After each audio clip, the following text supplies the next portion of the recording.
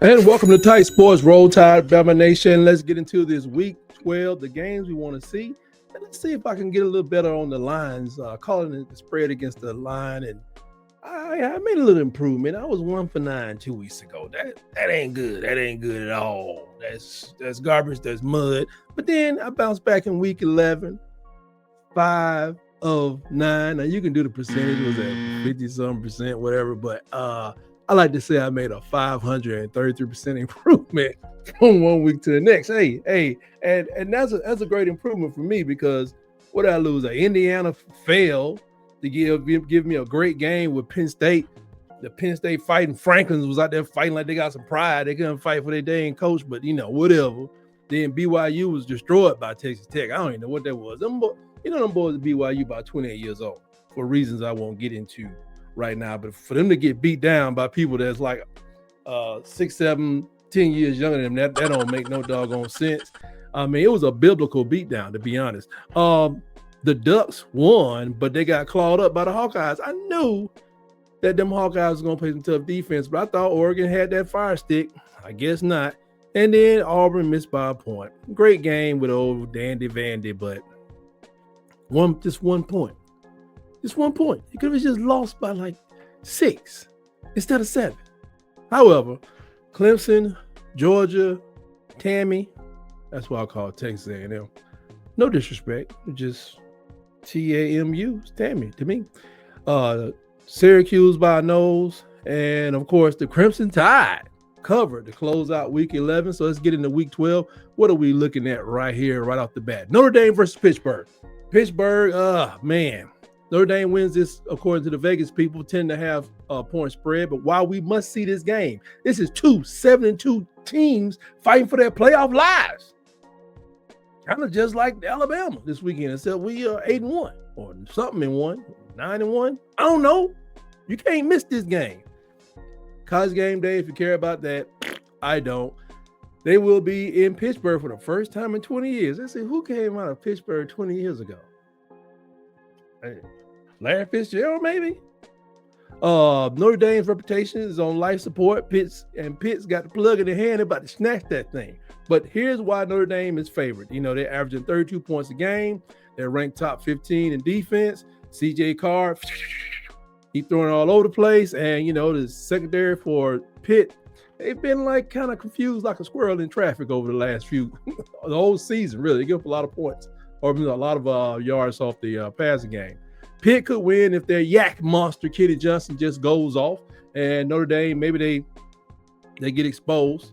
And they just fold. Just like, I'm tired of being great and going to the playoffs after beating 10 chumps. But I don't expect that to happen. So for me, I'm really hoping that Pittsburgh wins this game and puts Notre Dame out of their playoff misery, and we don't have to think about them. Wouldn't it be great? We wouldn't have to think about Notre Dame again until next year. Wouldn't that be great? Then again, they probably need 4 losses to do that. But I'm taking Pittsburgh in this one. I mean, people may not agree, but that's what I'm doing. Next up, number 12 Texas versus number 5 Georgia. Right off the bat, I'm going with Georgia. A lot of things going on over there, man. They saying that they tend to twist Sark's arm to make him play Arch Manning. They said he wanted out of there last year, but now they're saying this year he may not be coming back. So as that spreads around the locker room, that'd be just enough for Kirby to mess him up. But we got to see this game because it's got SEC playoff implications, unlike the other implications out there that really don't matter. Arch Manning versus Gunnar Stockton. Now, LSU Clemson was supposed to be this big quarterback battle.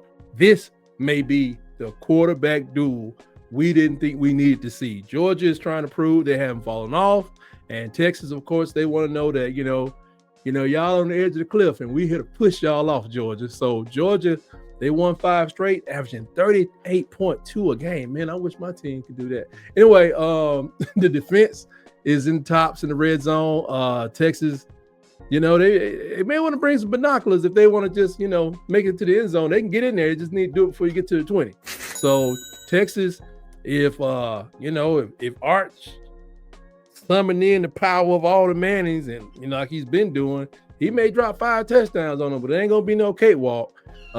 Georgia secondary is kind of young and they can be exposed, but something's up with that Sarkisian chatter out there in the universe.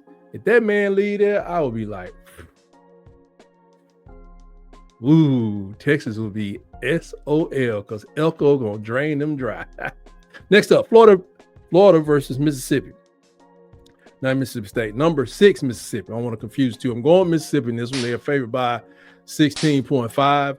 I think Georgia was favored by 6, and I think I said the Pittsburgh game. But Georgia's favored by 6. I'm giving that 6 up and taking Georgia. And Mississippi, I'm going to take the 16.5. I think they'll go ahead and do them in. This is like a casting call for Lane Kiffin. He gets to sit on the sideline and let his coaches do their thing, and he gets to see who really has the best athletes. So this would be like a early audition for Lane Kiffin that he didn't ask for. It just said, if you're gonna make a move, he's gonna be making decisions. So I expect him to have his plays in one hand. He gonna have a little notepad, make a little notes over there, like, yeah, that DB is a lot better than all of ours. Those type of notes. So if Florida gets a defense that shows up, there may be some problems for Ole Miss, but I doubt it. Mississippi, of course, they won 5 straight. No, not 5 straight. The Rebels are like 9-1, and they averaging 41 points a game. Trinidad, Chambliss, booyaka. He's like a walking mixed match for any defense. He puts all these DBs in therapy. They're like, he's gonna throw the ball, he gonna run it. What is he trying to do? Like you gotta figure it out. You gotta get there and make that man work. Florida could cover this. They could cover. I ain't saying win the game. They could cover this. If DJ Latway, plays like he's auditioning for his next stop. I've heard things about him wanting to go to Miami, but I don't know if he's the man to go to Miami. Miami will be looking, and Mississippi may get maybe they get a little cocky, get a little too big for their britches and forget how to, do things like tackle and block. I doubt it. Iowa, number 20 versus number 19 USC. The experts saying that USC is going to win this one, 6.5. I've already proven that Iowa does have a defense that can trip you up. This is a Big Ten brawl. This is a Big Ten slap boxing match because it will hurt. Ain't no brawl. But it does have playoff implications, so we got to watch this. Lincoln Riley versus Kirk Ferentz. One calls the plays, the other one be calling for prayer. Not saying who, but Lincoln Riley can call the offense. USC defense, though, they so bad. I would make it a chance to score on these dudes. USC does have Mr. Maava. I had to practice that, Maava. So I know I'm going to screw up about 16 other words during this video because I had to say Maava. I was saying it all last night to get it out. Trojans are averaging 34.1 points a game. They won 5 of their last 6. Iowa, they're going to need a lot of their quarterback. The dude got to play. He got a couple of clauses that don't nobody know about, but we're going to pay him off back in the back. Meet me by the trunk. If you do it, meet me by the trunk. What's his name? Gronowski. And USC's tackling. Yeah, if Iowa get their run game going, they could control the clock to dominate this game. But when it comes to these 6.5, I'm going with Iowa. I don't even care if they're on the road. Defense travels. Offense, they don't travel that good. UCLA versus number 1 Ohio State. Ohio State is favored by 31.5 points. And I'm going to lay all of them on the line and go with Ohio State. The Buckeyes are undefeated. They're looking to flex. Nico, come on, man. UCLA or UCLA, they're not even, I won't even disrespect Troy Aikman and beyond by calling them UCLA. That's their name. Their defense is not great. They isn't great. They're not that awful, but when it comes to playing a real team, I just think they're going to just turn it into like not even a paper defense, like confetti. If you're a fan of blowouts, you want to see this game because I think you're going to really see one. Ohio State's defense, just number one. They number one in most of the categories defense, mainly because they play people like Euclid all the time. Julian Sayin is doing his thing. Former Nick Saban recruit. He got a good eye. He's obviously he's proven what he's worth. Euclid DBs, they need to just keep studying. You're gonna be an astronomer, astronaut. You're gonna be a math teacher, son. Make sure you get the best grades you can because you're gonna need them. Don't study too much on this Ohio State offense because you're never gonna see nothing like it again. No, sir. Euclid could win this if they just chew the clock. They could cover. I should say they could cover if they just chew the clock. Just run the ball 7-8 times in a row. Maybe throw one time. Do not think Nico's gonna come in here and do what he do. No. Because one thing you could do is run the ball, and then maybe Ohio State get really, really bored and start taking it like playing the game like they're in spring practice. That's your best chance of winning. Number 21, Michigan. Michigan's still ranked. They're going to play Northwestern. Northwestern is the underdog at home by 10, and I'm taking Northwestern. Yeah, that's right. I'm taking Northwestern. First of all, Michigan's on the road. Don't nobody like Michigan. Don't nobody like them. So they're going to be booing against them. Next thing, this is the Wrigley Field game. Football on a baseball field. It has a different feel to it. I thought the Pinstripe Bowl was ridiculous. Then I watched it and I was like, it's just something about it. Because you can hear the pass because you can hear the hits and the curse words and the grunts because the crowd ain't nowhere around the field. Bryce Underwood will be there. He needs a bounce back game to really do something for Michigan. Michigan is favored because they're 7-2, still clinging on to it. Got a little chance to make it into the playoffs. I think it ends this weekend, to be honest, or going to end soon enough. If Michigan makes it in, man. Anyway, I think Michigan they don't do what they need to do. They are a good rush defense. I know Northwestern got beat up by USC, but I think they're gonna come out there and give it the old college try. Plus, is a little thing. The Wildcats are 4-1 against the spread at home, so I'm gonna roll with that. I mean, that's not a lot to hang on to, but that's something. They 4-1 against the spread at home. That's something else. And Michigan's offense, man, they don't like covering the spread. They 3-6 this season, so they'll win the game. But I think Northwestern, I think they should go ahead and be able to cover this one. But I wouldn't be surprised if Northwestern wins because something about that Michigan team ain't right. Mississippi State, woo! I'm taking whoever they're playing against, and they're playing against number 22 Missouri. Missouri is at home, favored by 7. Now, this is just SEC drama. It just never stops. Because if Missouri drops this game, it's going to be some mess. But Missouri is trying to stay ranked, and Mississippi State is trying to be relevant. And I just don't think this is their year. Like I said, I got a big 50 push-up bet out there with Nick Frazier, the Water Cooler Sports Talk. And if they win one more game, I got to start pushing them out. So problem I got is Bo Pribula.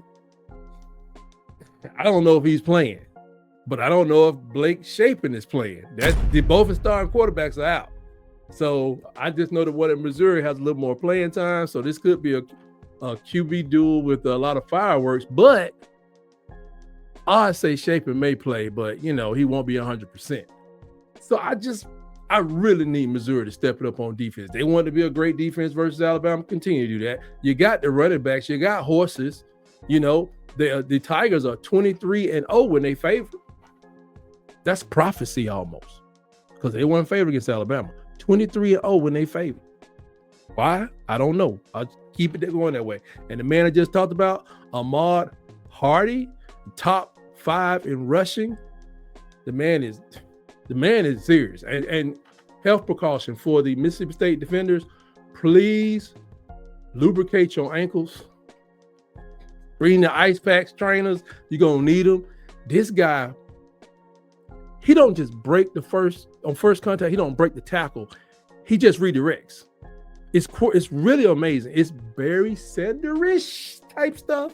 It's like a magnet. When you push that magnet close to a negative to the negative, and it pushes away, it's like that. Then he goes on and break the tackle. So he's good for like 3 to 4 yards every time he touched the ball unless you can get him early.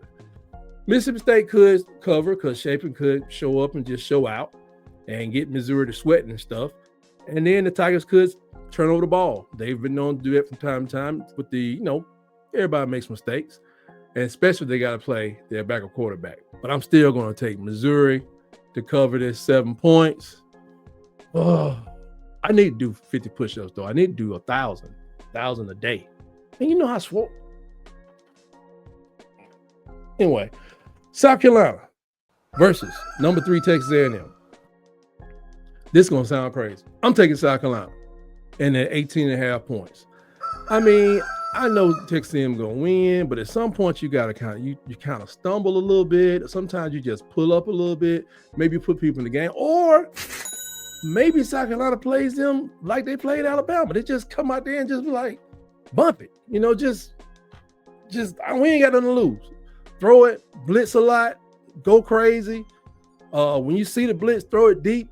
Maybe somebody will catch something. Lenore Sellers, just throw it down the field. May just be crazy.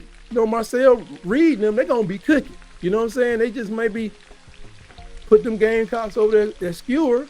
But Shane Beamer, something's going on with him. I think he got his eye at Virginia Tech. He keeps looking at the Virginia Tech job. He's not focused. So, but I expect them to play with that desperation and with that back against the wall, like the backs against the wall like they did at Alabama. That was crazy. I mean, they played a very, very good game. And we were blessed to pull it out at the very end. But the Aggies are 9-0, top 3 in the rushing offense. Concepcion is a bad person. He's a bad man. 10th in the nationally in TDs, a walking highlight film. The defense is in the top 10 in sacks. Lenore Sellers, you might as well going to bring a helmet, some prayer, and an ass pad because these boys coming after you. But he hard to bring down now. If you miss, gotta be faster. Gotta be faster. But the only reason I think South Carolina can cover this whole 18 points is that they have no good reason to hold nothing back. Your ankle hurt, get out the way. We only taking people in the games that ain't feeling no pain. And then they got a special teams edge, which could help them flip the field every once in a while. And like I said, run the ball. That's the big thing with South Carolina. They just got to run the ball, and they do that mostly with their quarterback. If he can hold up, I think they'll lose, but I'm going to take that 18.5 points. And I think this is the last game. You may have heard this team, number 12 Oklahoma. Nobody likes them. They're going to have to get against my Crimson Tide, number 4 Crimson Tide. And it's going to be tough, man. I'm taking the Crimson Tide. I think we can cover the 7.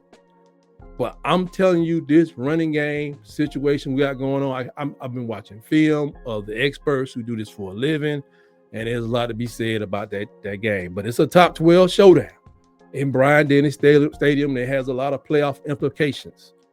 This is a revenge tour. That's another thing that we should have circled on the locker room. Like this team kicked, they kicked butt last year. I ain't even gonna lie. I don't know why they whatever. They kicked butt.